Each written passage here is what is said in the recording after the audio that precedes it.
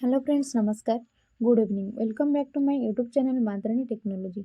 आज जनवरी 1 तारिख चलतु जाणवा आज सबकि टॉप न्यूज अपडेट। देश विदेश आरंभ कर ओडिशार समस्त गुरुत्वपूर्ण खबर जानीपारे से आपको अनुरोध भिडियोटी को शेष जाए देखिए और भिडियोटी को लाइक करेंगे जहाद्वारा आज सबकि टॉप न्यूज जानीपारे। मुख्यमंत्री मोहन माझी छात्र छात्री को नुआ वर्ष देले बड़ भेटी। जनजाति छात्र छात्री को मिल 5,000 टंका, एककालीन आकाउंट को जीव 5,000 टंका। सेपटे माधव सिंह हाथ खर्च स्कीम शुभारंभ हो जनवरी 5 तारिख। छात्र छात्री को प्रोत्साहन करने राज्य सरकार एपरी एक योजना आरंभ कर खबर आसी। परवर्ती खबर, नुआ वर्ष बड़ निष्पत्ति नेले प्रधानमंत्री नरेंद्र मोदी। एणिक नेशनल हाईवे रास्तार प्रति 10 किलोमीटर मध्य लगे साइबर बोर्ड, जहाद्वारा रास्तार होता सड़क दुर्घटना ह्रास पाइब। परवर्ती खबर प्रकाश पाइला देशर धनी गरीब मुख्यमंत्री तालिका। आंध्र प्रदेश मुख्यमंत्री चंद्रबाबू नायडू पाखरे सर्वाधिक 931 कोटी टंकार संपत्ति रही। सेपरी पश्चिमबंगर मुख्यमंत्री ममता बानर्जी पाखरे मोट 15 लाख टंकार संपत्ति रही एवं ओडिशार मुख्यमंत्री मोहन माझी पाखरे मोट 1,97 लाख टंकार संपत्ति रही बोली एडीआर रिपोर्ट रे बड़ खुलासा होइथिबार खबर मिली। परवर्ती खबर, सारा विश्व में भारतीय महिला मानक पाखरे अछि सर्वाधिक सुना। एवं भारतीय महिला पाखरे 24,000 टन सुना अछि। विश्व में एवं समुदाय जेतिकी सुना अच्छी तार 11% मालिक होउछन्ति भारतीय महिला बोली खबर मिली। परवर्ती खबर, नुआ वर्ष लोकों को लागिला बड़ झटका। आज गाड़ी किणवा हम महंगा। आज 4 चकिया गाड़ीर दर 4% वृद्धि पाइब। एने सबु कंपानी पक्षर घोषणा करा जायछि। परवर्ती खबर, करदाता बड़ आस्तति देले प्रधानमंत्री Narendra Modi. Income tax return ITR file करिवार शेष तारीख डिसेम्बर 31 रु बढ़ाई जनवरी 15 तारीख को वृद्धि करा जायछि। अर्थात एवं आयकर दाता माने 2025 जनवरी 15 तारीख पर्यंत निजर आईटीआर फाइल दाखल करिपारिबे बोली खबर मिली। परवर्ती खबर, ओडिशार विमान सेवा क्षेत्र में जोड़ी हेब नुआ अध्याय। आज झारसुगुड़ा हैदराबाद, रायपुर, लखनऊ, मुंबई को सीधा सड़क विमान सेवा आरंभ हो बोली राज्य सरकार पक्षर सूचना दी जायछि। परवर्ती खबर, 2024 रे कड़ा एक्शन नहीं मुख्यमंत्री मोहन माझी, कारण 2024 वर्ष में 181 दुर्नीतिग्रस्त बाबू को काबू करिछि विजिलेंस विभाग। सेमानक संपत्ति मध्य जबत करा जायछि। सेहीपरि जेउमाने दुर्नीति करिवे सेमानक विरुद्ध रे कार्यानुष्ठान नियाजिबो बोली नुआ वर्ष रे कहिसेंति मुख्यमंत्री मोहन माझी। परवर्ती खबर, गत 10 वर्ष में 3600 कोटी टंका आय करिछि इसरो। सेपटे केंद्र सरकार कहते हैं गत 10 वर्ष मध्य इसरो यूरोप और अमेरिका को विभिन्न सेवा जोगाई प्राय 3600 कोटी टंकार आय करिछि। खबर, ओडिशार चाषी को एवं सबु योजना करा सामिल। आज चाषी मानकर पंजीकरण प्रक्रिया आरंभ हो। सेपटे जनसेवा केंद्र को जाई डिजिटल माध्यम चाषी माने आज पंजीकरण कराई पारिबे। एहीपरि पंजीकरण प्रक्रिया मार्च 31 तारीख पर्यंत चालू रहिबो। जो चाषी मैंने पंजीकरण कराइबे सेमानंको जदि सीएम किसान योजना रे टंका मिलुनी किंबा पीएम किसान योजना रे टंका मिलुनी सेमानंको मध्य आगामी दिन में सबु योजना रे सामिल करा जाई टंका प्रदान करा जिवो बोली मुख्यमंत्री मोहन माझी बड़ सूचना दैछन्ति। परवर्ती खबर, चाषी दुख बुझिले नवीन पट्टनायक।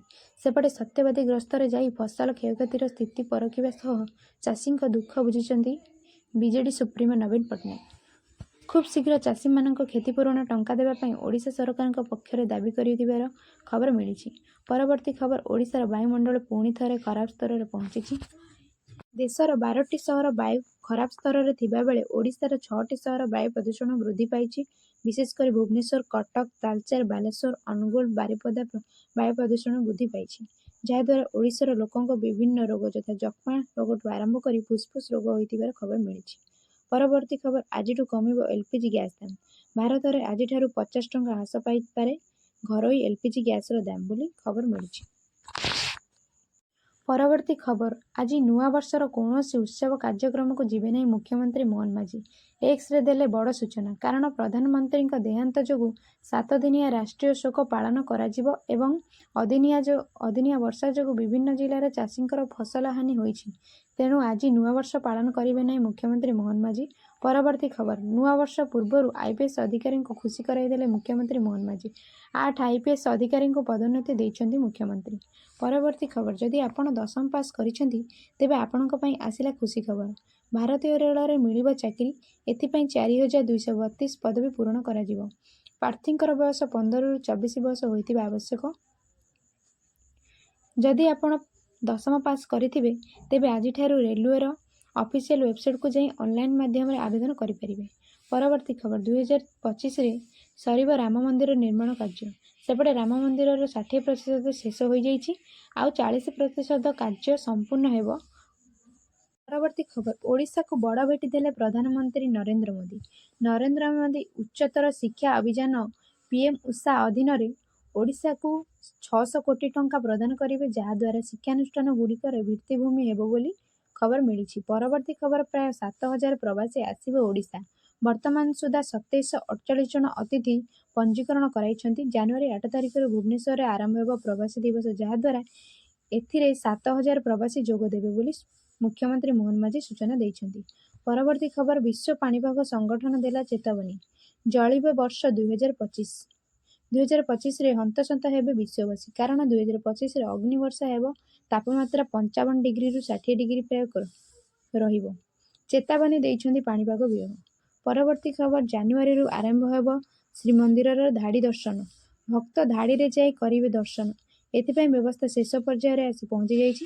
ତେବେ ଆସନ୍ତା 20 ତାରିଖରୁ ଧାଡ଼ି ଦର୍ଶନ କାର୍ଯ୍ୟକ୍ରମ ଆରମ୍ଭ ହେବ, ଏହା ଆଇନ ମନ୍ତ୍ରୀ ପୃଥ୍ୱୀରାଜ ହରିଚନ୍ଦନ ସୂଚନା ଦେଇଛନ୍ତି। ପରବର୍ତ୍ତୀ ଖବର ଜଗତସିଂହପୁରର ବାଲିକୁଦାରେ ଆତ୍ମହତ୍ୟା କରିଥିବା ଚାଷୀ କୃତିବାସ ସ୍ୱାଇଁଙ୍କ ପରିବାରକୁ ଭେଟିଛନ୍ତି ବିଜେଡି ସୁପ୍ରିମୋ ନବୀନ ପଟ୍ଟନାୟକ। ପରିବାରକୁ ସମବେଦନା ଜଣାଇଛନ୍ତି। ପରବର୍ତ୍ତୀ ଖବର ନୂଆବର୍ଷର ଉପହାର ଦେଲେ ପ୍ରଧାନମନ୍ତ୍ରୀ ନରେନ୍ଦ୍ର ମୋଦି। 2 କୋଟି ଗରିବ ଲୋକଙ୍କୁ ଦେଲେ ପକ୍କା ଘର, ଆସିଲା ଖୁସି ଖବର। ସେପଟେ ଦେଇଥିବା ପ୍ରତିଶ୍ରୁତି ପୂରଣ କରିଛନ୍ତି ପ୍ରଧାନମନ୍ତ୍ରୀ ନରେନ୍ଦ୍ର ମୋଦି। ଗରିବ ଲୋକଙ୍କୁ ନୂତନ ଘର ଯୋଗାଇ ଦେଇଛନ୍ତି। ସେପଟେ 3 କୋଟି ଘରରୁ 2 କୋଟି ଘର ଗ୍ରାମାଞ୍ଚଳ ଏବଂ 1 କୋଟି ଘର ସହରାଞ୍ଚଳରେ ନିର୍ମାଣ ହେବ ବୋଲି ସୂଚନା ଦେଇଥିଲେ ପ୍ରଧାନମନ୍ତ୍ରୀ ନରେନ୍ଦ୍ର ମୋଦି। ନୂଆବର୍ଷରେ ସେହି ପ୍ରତିଶ୍ରୁତିକୁ ପୂରଣ କରିଛନ୍ତି ପ୍ରଧାନମନ୍ତ୍ରୀ। ଯଦି ଆପଣ ଆବେଦନ କରିନାହାନ୍ତି ତେବେ ଜଲ୍ଦି ଯାଇ ଆବେଦନ କରିନିଅନ୍ତୁ। ଆବେଦନ କଲେ ନୂଆବର୍ଷରେ ନୂତନ ପକ୍କା ଘର ମିଳିବ ବୋଲି ସୂଚନା ଦେଇଛନ୍ତି ପ୍ରଧାନମନ୍ତ୍ରୀ। ପରବର୍ତ୍ତୀ ଖବର ଆଜିଠାରୁ ଓଡ଼ିଶାରେ ବଢ଼ିବ ଜାଡ଼। 3 ଦିନ ଧରି 3ରୁ 5 ଡିଗ୍ରୀ ପର୍ଯ୍ୟନ୍ତ ତାପମାତ୍ରା କମିବ। ଏନେଇ ପାଣିପାଗ କେନ୍ଦ୍ରର ସୂଚନା ଦିଆଯାଇଛି। ପ୍ରବଳ ଥଣ୍ଡା ହେବାର ମଧ୍ୟ ସୂଚନା ମିଳିଛି। ପରବର୍ତ୍ତୀ ଖବର 11ଟି ଜିଲ୍ଲାର 28 ଲକ୍ଷ ଲୋକଙ୍କ କଟିଯିବ ରାସନ କାର୍ଡ। ସେମାନେ ଇକେୱାଇସି କରିନାହାନ୍ତି, ତେଣୁ ଜାନୁଆରୀ 6 ତାରିଖରେ ସେମାନଙ୍କର ରାସନ କାର୍ଡ କଟିଯିବ। ତାଙ୍କୁ ଆଉ ମିଳିବନି ମାଗଣା ରାସନ ଚାଉଳ। ଗଞ୍ଜାମ ଜିଲ୍ଲାର ସର୍ବାଧିକ ଜଣ ଇକେୱାଇସି କରିନାହାନ୍ତି। ପରବର୍ତ୍ତୀ ଖବର ଧାନର ମାନ ନିରୂପଣ ମେସିନରେ ତ୍ରୁଟି, କଟନୀ ଛଟନୀ ପାଇଁ ଚାଷୀଙ୍କ ଉପରେ ଚାପ ପକାଇଲେଣି ମିଲର। ଏଭଳି ଘଟଣା ଦେଖିବାକୁ ମିଳିଛି ନୂଆପଡ଼ା ବ୍ଲକ ଏବଂ ଶାଳମଙ୍ଗ ମଣ୍ଡିରେ। ଏହାକୁ ନେଇ ଚାଷୀମାନଙ୍କ ମନରେ ଅସନ୍ତୋଷ ବୃଦ୍ଧି ପାଇଛି।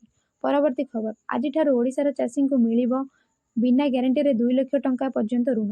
ସେପଟେ କେନ୍ଦ୍ର ସରକାର ଚାଷୀଙ୍କୁ ବଡ଼ ଭେଟି ଦେଇଛନ୍ତି। ଆଜିଠାରୁ ରିଜର୍ଭ ବ୍ୟାଙ୍କ ଦ୍ୱାରା କୃଷକମାନଙ୍କୁ ବିନା କୌଣସି ବନ୍ଧକରେ 2 ଲକ୍ଷ ଟଙ୍କା ପର୍ଯ୍ୟନ୍ତ ଋଣ ମିଳିବ। ଏଥିପାଇଁ ଆପଣ ଆବେଦନ କରିପାରିବେ। ଆବେଦନ କଲେ ମଧ୍ୟ ଆପଣଙ୍କୁ 2 ଲକ୍ଷ ଟଙ୍କାର ଋଣ ମିଳିବ। ପରବର୍ତ୍ତୀ ଖବର ଜାନୁଆରୀ ମାସରେ କେଉଁମାନଙ୍କୁ ମିଳିବନି ସୁଭଦ୍ରା ଟଙ୍କା, ଆସିଲା ବଡ଼ ଅପଡେଟ୍। ଗୋଟିଏ ପଟେ ଜାନୁଆରୀ ମାସରେ ଚତୁର୍ଥ କିସ୍ତି 2 ଲକ୍ଷ ମହିଳାଙ୍କୁ ସୁଭଦ୍ରା ଟଙ୍କା ପ୍ରଦାନ କରିବେ ମୁଖ୍ୟମନ୍ତ୍ରୀ ମୋହନ ମାଝୀ। ଏପଟେ 2 ଲକ୍ଷରୁ ଅଧିକ ମହିଳା ବାୟୋମେଟ୍ରିକରେ ଇକେୱାଇସି କରିନାହାନ୍ତି, ତେଣୁ ଏମାନଙ୍କୁ ସୁଭଦ୍ରା ଟଙ୍କା ମିଳିବନି ବୋଲି ସୂଚନା ମିଳିଛି। ସେମାନେ ଯଦି ବାୟୋମେଟ୍ରିକ ପଦ୍ଧତିରେ ଇକେୱାଇସି କରିବେ ତେବେ ସେମାନଙ୍କୁ 5,000 ଟଙ୍କା ମିଳିବ। ସବୁଠାରୁ ବଡ଼ କଥା ହେଉଛି 5 ଲକ୍ଷ ମହିଳାଙ୍କ ମଧ୍ୟରୁ 2 ଲକ୍ଷ ମହିଳା ଏପର୍ଯ୍ୟନ୍ତ ବାୟୋମେଟ୍ରିକ ପଦ୍ଧତିରେ ଇକେୱାଇସି କରିନାହାନ୍ତି, ତେଣୁ ଏମାନେ ଇକେୱାଇସି ଜଲ୍ଦି ଯାଇ କରିନିଅନ୍ତୁ, କାରଣ ଚଳିତ ସପ୍ତାହରେ ହିଁ ସୁଭଦ୍ରା ଟଙ୍କା ମିଳିବାର ସୂଚନା ଦେଇଛନ୍ତି ଉପମୁଖ୍ୟମନ୍ତ୍ରୀ ପ୍ରଭାତ ପରିଡ଼ା। ଆଜିଠାରୁ ୟୁପିଆଇ 1, 2, 3 ପେ ନିୟମ ପରିବର୍ତ୍ତୀ ହେଲା। ଆଜିଠାରୁ ଉତ୍ସମାନେ 10,000 ପର୍ଯ୍ୟନ୍ତ ଅନଲାଇନ୍ ପେମେଣ୍ଟ କରିପାରିବେ। ଥାର୍ଡ ପାର୍ଟି ଆପ୍ଲିକେସନ ଏହା ପୂର୍ବରୁ ଏହା ଆମାଉଣ୍ଟ 5,000 ଥିଲା, ଏହାକୁ 10,000କୁ ବୃଦ୍ଧି କରାଯାଇଛି। ପରବର୍ତ୍ତୀ ଖବର ଆଜିଠାରୁ ଇପିଏଫ୍ଓରେ ନୂଆ ନିୟମ ଲାଗିଛି, ଯାହାଦ୍ୱାରା ଇପିଏଫ୍ଓ କର୍ମଚାରୀଙ୍କୁ ବଡ଼ ଖୁସି ଖବର ମିଳିଛି। ଯାହାଦ୍ୱାରା ଇପିଏଫ୍ଓ ପେନ୍ସନଧାରୀମାନେ ନିଜ ପେନ୍ସନ ଟଙ୍କା ଦେଶର ଯେକୌଣସି ବ୍ୟାଙ୍କରୁ ଉଠାଇ ପାରିବେ। ଏଥିପାଇଁ ସେମାନଙ୍କୁ କୌଣସି ଅତିରିକ୍ତ ଫର୍ମ ଭରିବାକୁ ପଡ଼ିବ ନାହିଁ ବୋଲି ସୂଚନା ମିଳିଛି। 2025 ବର୍ଷରେ କେମିତି ରହିବ ଟିମ୍ ଇଣ୍ଡିଆ ଖେଳ ସୂଚୀ, ଆସନ୍ତୁ ଜାଣିନେବା। ସେପଟେ ବର୍ଡର ବାସ୍କର ଟ୍ରଫିର ଶେଷ ମ୍ୟାଚ୍ ସିଡନୀରେ 3ରୁ 7 ଜୁନ୍ ମଧ୍ୟରେ ଖେଳାଯିବ। ଏହାପରେ ଭାରତ ଇଂଲଣ୍ଡ T20 ମ୍ୟାଚ୍ ଖେଳାଯିବ। ପାକିସ୍ତାନରେ ଚାମ୍ପିୟନ୍ ଟ୍ରଫି ଆୟୋଜନ କରାଯିବ। ଦୁବାଇର ହାଇଗ୍ରେଡ୍ ମଡେଲରେ ମ୍ୟାଚ୍ ଖେଳିବ ଟିମ୍ ଇଣ୍ଡିଆ। ପରବର୍ତ୍ତୀ ଖବର ଆଜିଠାରୁ ମଦ୍ୟପ ଗାଡ଼ି ଚାଳକଙ୍କ ବିରୁଦ୍ଧରେ ବଡ଼ କାର୍ଯ୍ୟାନୁଷ୍ଠାନ ନିଆଯିବ। ପରବର୍ତ୍ତୀ ଖବର ଚାଷୀମାନଙ୍କ ପାଇଁ ଏକ ସତର୍କ ସୂଚନା ଦିଆଯାଇଛି। ଚାଷୀମାନେ ସାବଧାନ ରୁହନ୍ତୁ। ଆଉ ଏକ ଘୂର୍ଣ୍ଣିବଳୟ ଆସୁଛି। ଓଡ଼ିଶାର ପ୍ରବଳ ବର୍ଷା ହେବାର ସମ୍ଭାବନା ରହିଛି। ସେପଟେ ବଙ୍ଗୋପସାଗରରେ ଆସନ୍ତା 7ରୁ 8 ତାରିଖରେ ଏକ ଘୂର୍ଣ୍ଣିବଳୟ ସୃଷ୍ଟି ହେବ, ଯାହାଦ୍ୱାରା ଓଡ଼ିଶାରେ ସାମାନ୍ୟ ବର୍ଷା ହେବାର ସୂଚନା ଦେଇଛନ୍ତି ଆଞ୍ଚଳିକ ପାଣିପାଗ। ପରବର୍ତ୍ତୀ ଖବର, ଆଜି ସାରା ବିଶ୍ୱରେ 8 ମିଲିୟନ ପିଲା ଜନ୍ମ ହେବାର ସୂଚନା ମିଳିଛି। ପରବର୍ତ୍ତୀ ଖବର, ମୁଖ୍ୟମନ୍ତ୍ରୀ ମୋହନ ମାଝୀ ଦେଲେ ବଡ଼ ଭେଟି, ସାମ୍ବାଦିକଙ୍କ ପାଇଁ ବଡ଼ ଖୁସି ଖବର। ଏଣିକି ଲୋକସେବା ଭବନକୁ ସାମ୍ବାଦିକମାନେ ପ୍ରବେଶ କରିପାରିବେ। ପରବର୍ତ୍ତୀ ଖବର, ନୂଆ ବର୍ଷରୁ ମିଳିଲା ଲୋକଙ୍କୁ ନୂଆ ଭେଟି, ସୁନା ଦର 360 ଟଙ୍କା କମିଲା। ସେପଟେ ଓଡ଼ିଶାରେ ଆଜି 22 କ୍ୟାରେଟ ସୁନାର ଦାମ 10 ଗ୍ରାମ ପ୍ରତି 70,250 ଟଙ୍କା ଥିବାବେଳେ 24 କ୍ୟାରେଟ ସୁନାର 10 ଗ୍ରାମ ପ୍ରତି 76,720 ଟଙ୍କା ହୋଇଛି। ଭିଡ଼ିଓଟିକୁ ଶେଷ ପର୍ଯ୍ୟନ୍ତ ଦେଖିଥିବାରୁ ଆପଣମାନଙ୍କୁ ଧନ୍ୟବାଦ। ଭିଡ଼ିଓଟିକୁ ଲାଇକ୍ କରି ସେୟାର କରିବେ। ସମସ୍ତେ ଆଜିର ସବୁକିଛି ଟପ୍ ନ୍ୟୁଜ୍ ଅପଡେଟ୍ ଜାଣିପାରିବେ।